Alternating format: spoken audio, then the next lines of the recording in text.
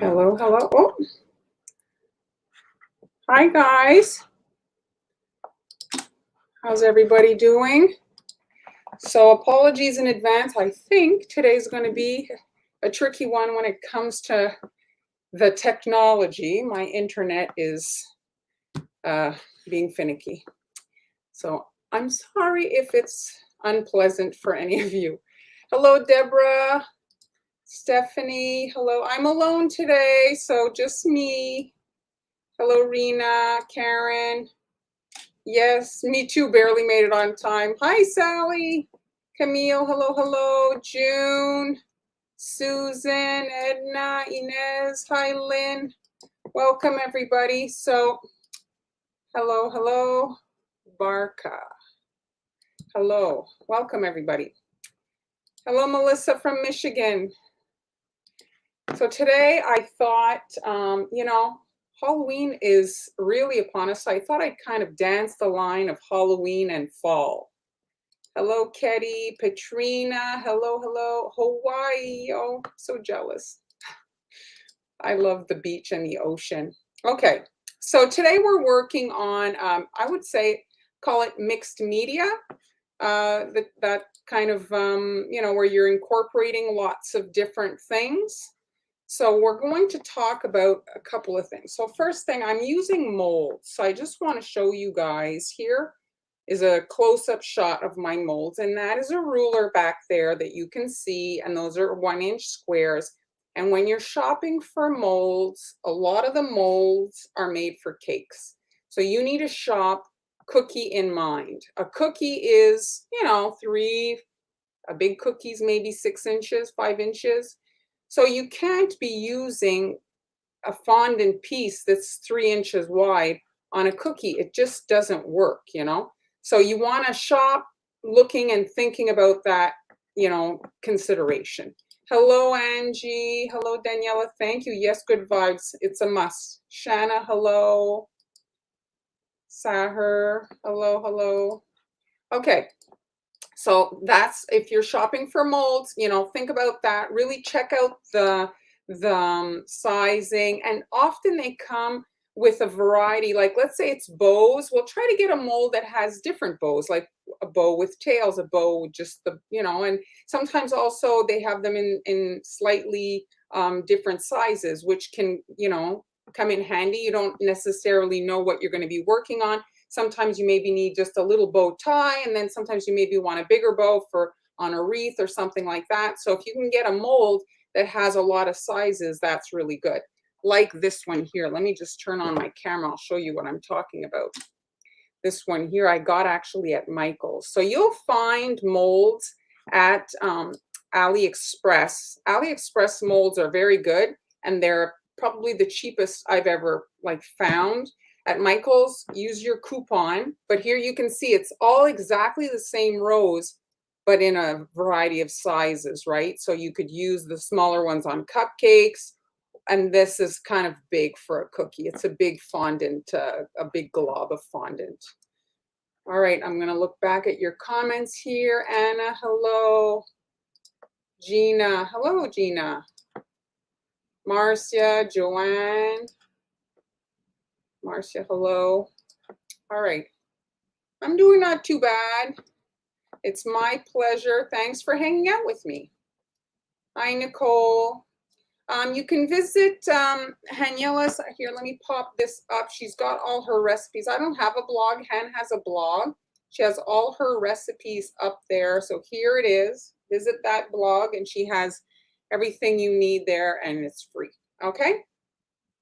All right, so now back to my molds. And so the other thing that I do when I make my fondant pieces is I actually like to make them all white. Now, fondant has gained popularity from what I've seen on the internet when it comes to cookies. I'm seeing more and more fondant cookies.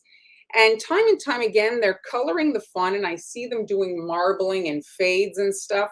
But your scrap fondant, well, if you're doing all these kind of layered colors in there and you're getting your colors all mixed up, well, your scrap can't really be reused unless you make it black. It's kind of like I guess it's the kitchen sink fondant. So I like to work in white. I can pre-make them and then let them dry, and then I can color them with my airbrush. That's personally how I like to work.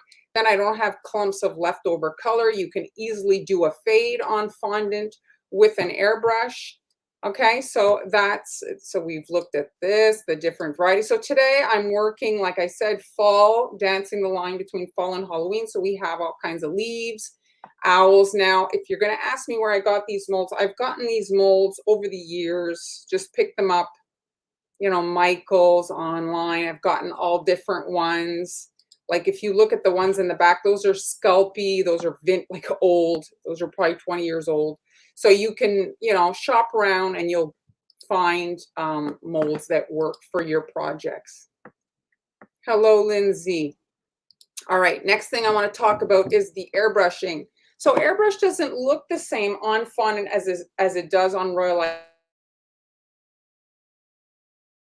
leftover icing, and I sprayed them, and that I just wrote on them in pencil what color it is. And it's kind of like my template, because you look at the bottle and you get the little color on the top, but it's not really like the color, right? So it's nice to have the true color. So you could cut little fondant circles, or you could do this and you'll have like an actual visual of the color, what it's going to look like, And the other thing that I like when you do little fondant or a royal icing transfers airbrush, well, you get a really different finish. So if you're doing mixed media, it really changes up the coloring. If everything is the same, like the fondant is all the same tone, well, you don't get a lot of, difference. It doesn't look like, it just becomes very flat, Another thing you can do is the shellac. You can shellac them and make them, you can make them shiny.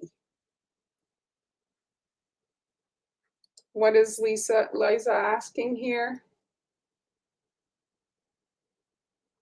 The acetate plastic, okay, Liza, when you're piping your royal icing transfers on that, what I like about that particular thing is that the back is completely flat. Now, sometimes it doesn't matter, but if you pipe on wax paper, I find specifically, the moisture transfers and you get like a little wiggle, like a wave underneath. When you pipe on acetate, you can literally use the backside of your royal icing transfers. It's super flat and very shiny. So that's the why I like to use an acetate. You don't have to. Wax paper and parchment paper work very well, but I do like acetate, okay? So now I was coloring these guys, and the first one I decided to color was the mushroom. So if we look here, I have a little video. I did these little mushrooms, and aren't they so cute? So you want to make them in advance, just the little mushroom with the fondant, and you want to let them dry because we're going to be handling them. So now I'm just going to play you guys the video.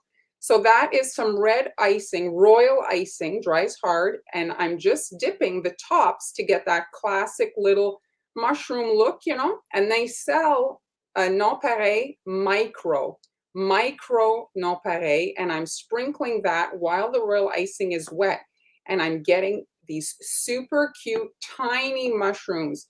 These mushrooms would work on so many different designs. You do a little gingerbread house or any kind of little cutesy thing, woodland theme.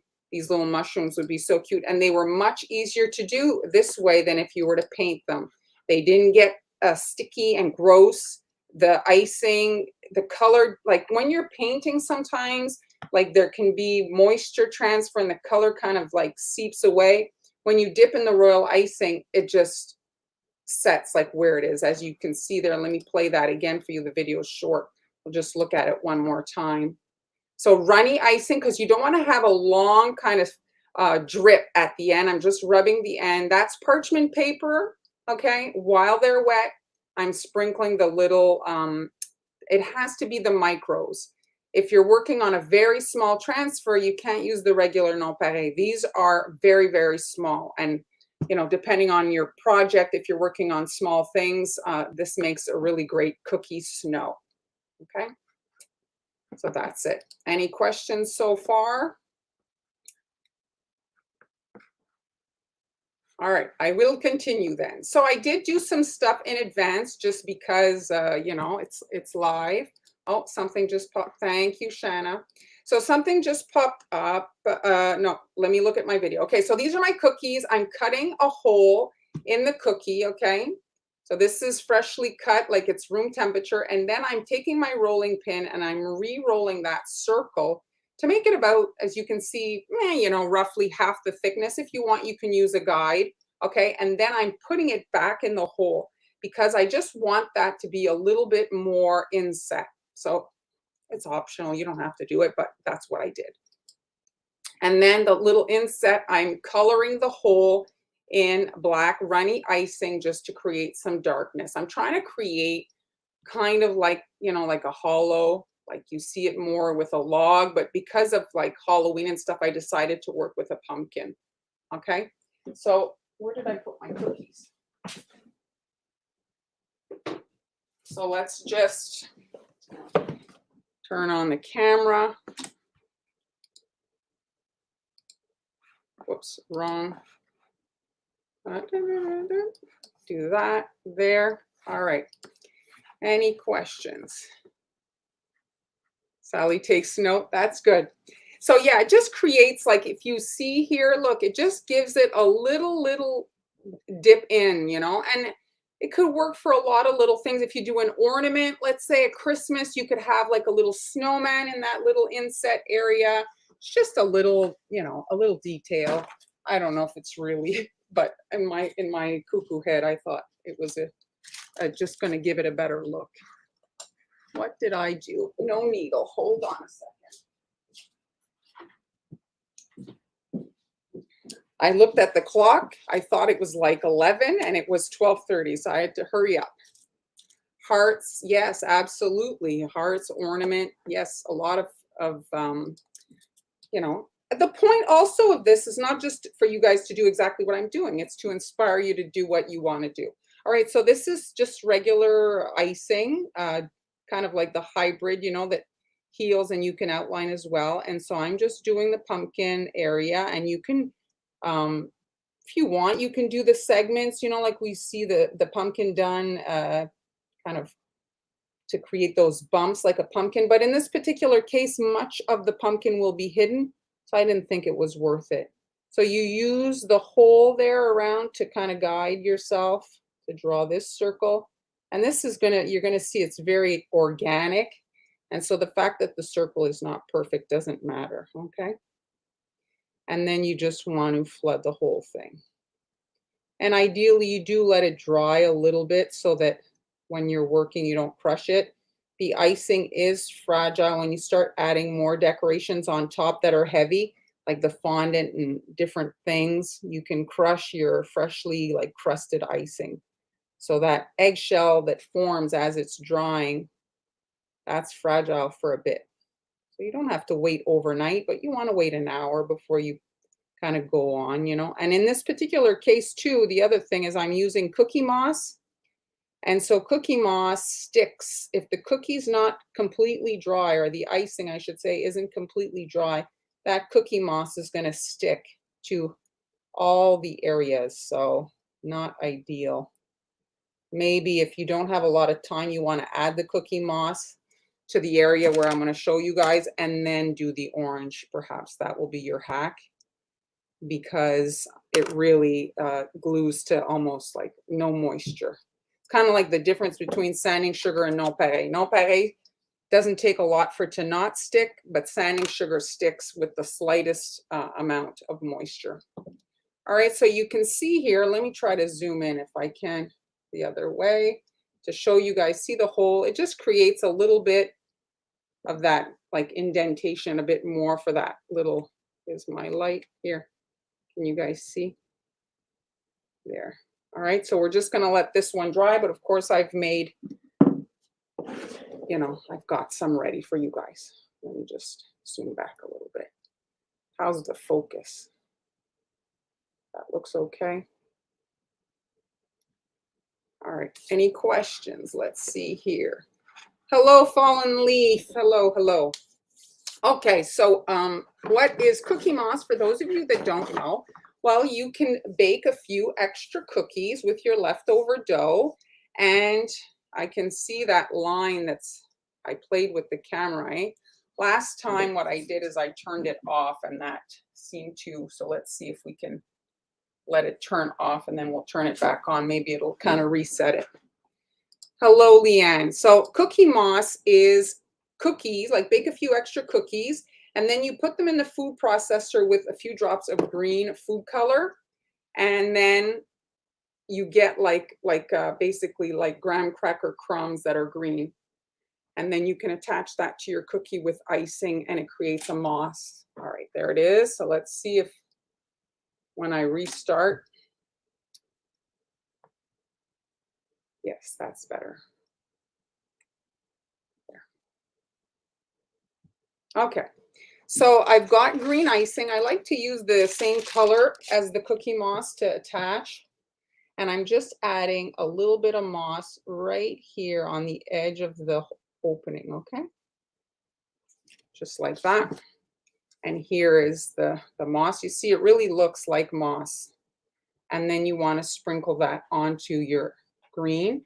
And you can see now why it's important that the orange be dry, because I would have gotten moss literally all over the cookie. So I don't want this to be green everywhere. I just wanted it to be in this area. So you want to, you know, really let that orange dry so that you don't end up with it everywhere, okay?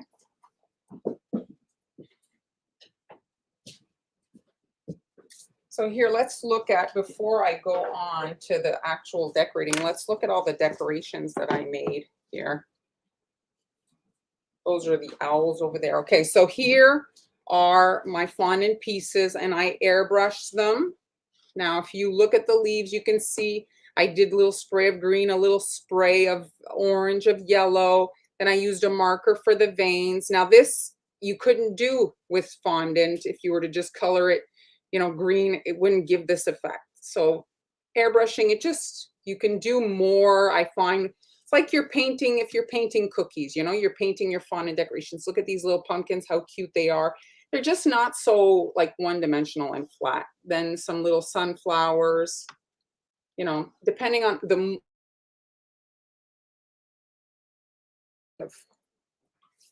and then here you can see the little mushrooms. Look at how cute they are. I really love, like, royal icing. It dries matte, so it really works for this particular thing. What is Claudia asking here? I did bake, I put that cookie that was rolled flatter. So let me just replay it for you. Hold on. So here, the video is super short. So I rolled the dough thinner for that hole, and then I put it back in the hole, and then I baked them. And so it kind of remelted, but it created that little indentation. So I'm using the same cutter so that it fits. It's kind of like the Franken cookie, you know, when we're puzzling several cookies together, but it's just a little bit lower. Okay. Thank you, Susan. You can rewatch. I showed how to make it. Do you know, is there a way to airbrush modeling chocolate? I haven't really airbrushed modeling chocolate. So I don't know if it airbrushes the same way as fondant. But if you're using modeling chocolate, like let's say for the full coverage, you could have little fondant decorations. Like I understand modeling chocolate tastes better, but for the small little details, I don't know that it would, you know, matter. Thank you, Nicole. I didn't paint them. That's royal icing on there. All right, so here is a little acorn. You see, I have a really like wide variety of the molds. And then here you need, where are my tweezers? Of course, I know I had set them aside because I knew I was going to need them. But if you look at the owl here, the mold coincidentally has a little, it's made, I think, to receive a pearl or a diamond or whatever. And so I added a little dot of icing and then I put in a pearl, but I'm not going to be able to do it because I can't find my tweezers, and there's no way to do it bare hands. It's just so meticulous. The other option here, let me do it with so I'm just going to do a little dot of icing in each eye hole. And then I'm going to put some icing on my counter here. And then I dip my needle, my boo-boo stick, with a little bit of icing gets stuck on there. And then you can stick the pearl, and you see you can pick it up very precisely. That was double. So you have to re-dip sometimes in the icing to get it another one, you see?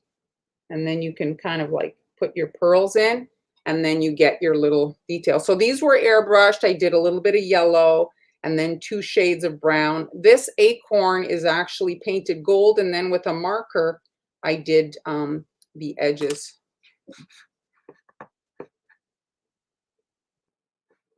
Thank you. It's an affliction, I think. They do. Well, that's it. Check it out then. What is it? You said the Sugar Art site. I haven't worked in it really.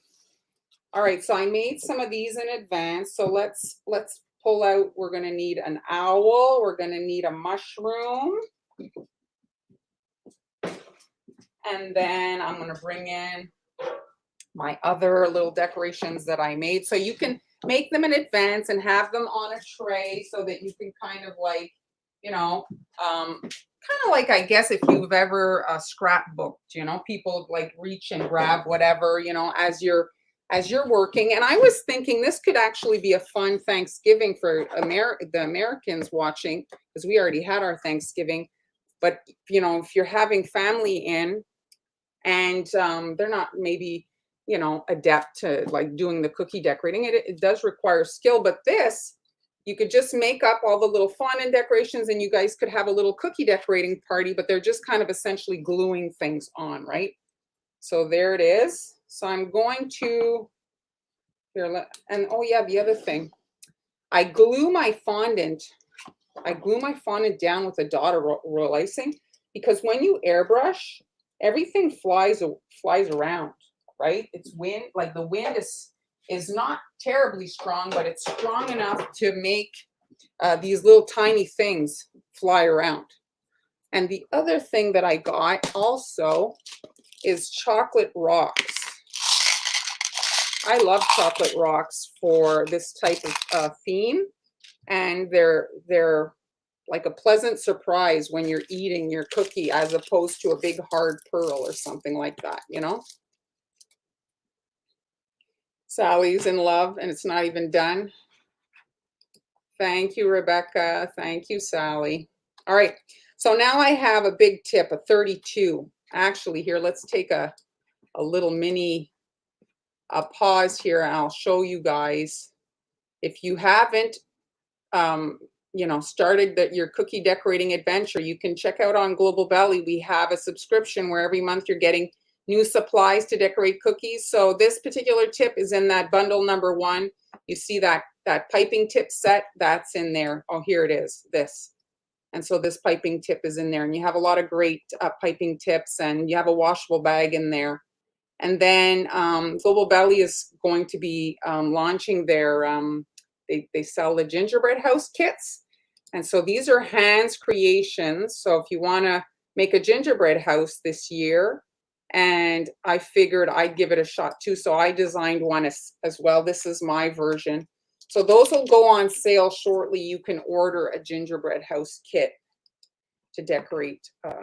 You know, that's another fun family activity to do. Okay, so like I said, this is a big tip. And if you look at my icing, look, it's all marbled in there. I use powdered food color that I don't really mix all that well. And then it kind of like creates this marbling inside.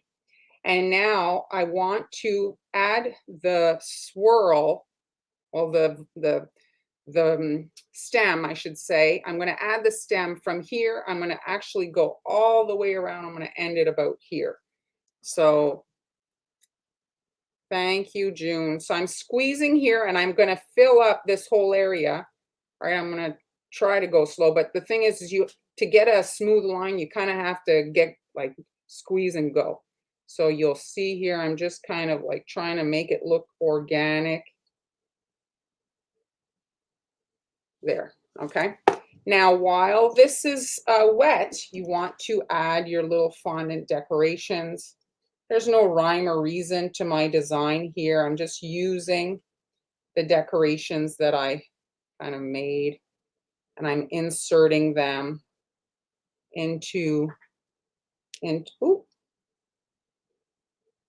into the icing while it's wet, so that it sticks, right? And you can add some of your rocks.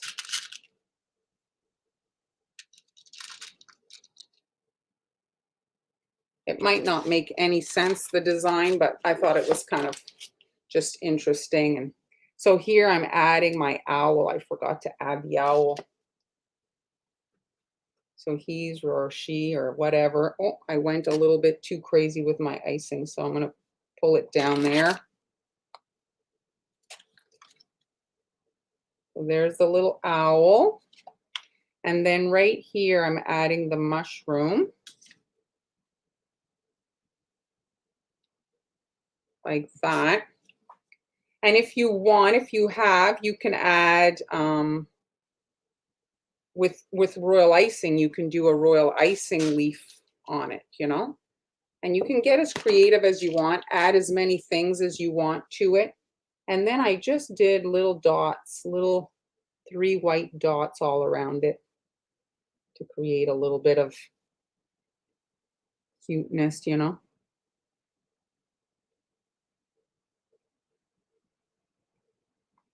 Just like that. So this is kind of what they mean by mixed media. So you've got royal icing, fondant, you got the cookie moss, you're airbrushing, you're playing with a lot of things. You get to kind of, you know, experiment and get creative and play with all the different textures and everything. And I do like, depends, like if you've seen a pumpkin cookie, some people make the stem green, some brown. Supposedly, I think if a pumpkin's done, the stem is brown. So it's up to you if you want to do it in green. But because of the moss, I worked in brown. But you see, because of the marbling, it makes it so much more interesting. It gives it like a more, oh, another leaf you can do is with wafer paper and hole punches. I've done that in previous videos. All right, any questions, guys?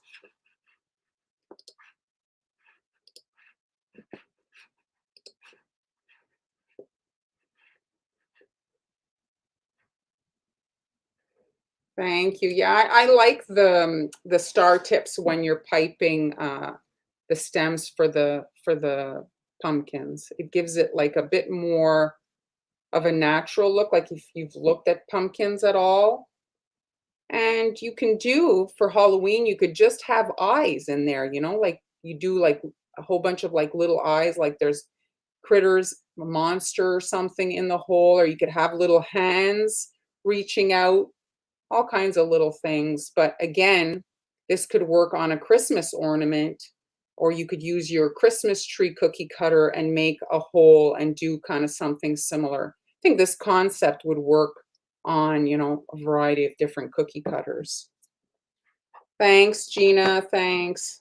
Thanks, Camille. The tip is, it's kind of a big one. It's 32. But, you know, anything kind of up or below. And it depends on the size of your pumpkin. If you've got a smaller pumpkin, you can get away with a smaller tip. And if you go slower and squeeze harder, well, your line can get like wider. Here's my other one, my prototype here. Let me bring this one in. So there. I didn't end up making using the pumpkins that I made, but you see every time, because of the marbled icing, you get like a different kind of look. They're just fun. I did do a little marker on his belly. And you can, you know, every night make a few of the decorations and kind of like create your little stockpile of decorations. And the thing is, if you're working in white, like here, let me show them again. If you're working in white, well, you can color them when you need them. Thanks, Camille. So you can color them as you need them. So now I painted my leaves to look like fall, but you could paint them, just green and like, maybe not just all one green. You could do darker and lighter, maybe a little bit of brown for shading. But if you don't paint them, well, you can kind of coordinate them more with what what your actual project is. Thanks, Gwen. Thanks for hanging out. Thank you. Glad you guys enjoyed it. So that's it, guys. So if you're not signed up yet, you can check out my cookie school group. I have lots of tutorials there. And yeah, look for the gingerbread houses. Oh, here's I took a little video if you guys want to see it spinning. I left some of the cookie dough showing on the roof. I thought, the whole point of gingerbread, I'd leave some of it peeking out. Yeah, that was a fun one to make. Any last questions before I go? Thanks, Angie. Ruth Miller, thank you. Thanks for joining us. Me, what am I saying? Us, Force of Habit. Thanks for joining me, Sally. Thanks, guys. Thanks for hanging out. And I guess I'll see you on Tuesday. I'm not sure if I'm on Tuesday, but somebody will be here. I'll just, oh yeah, just to show you before I go. One more time, Hans. There's Hans Gingerbread Houses. So look for that in the coming weeks. And I'll see you on potentially Tuesday, if not next Friday. Bye, everybody.